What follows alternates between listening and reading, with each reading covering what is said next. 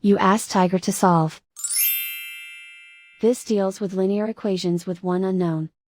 The final result is y equals 5. Let's solve it step by step. Group all constants on the right side of the equation. Subtract 50 from both sides.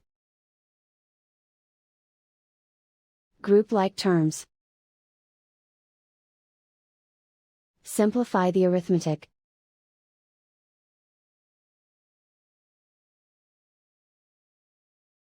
Isolate the y.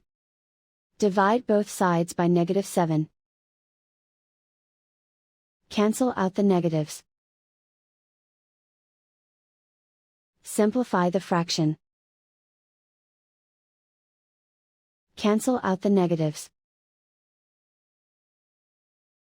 Find the greatest common factor of the numerator and denominator. Factor out and cancel the greatest common factor. And so the final result is y equals 5.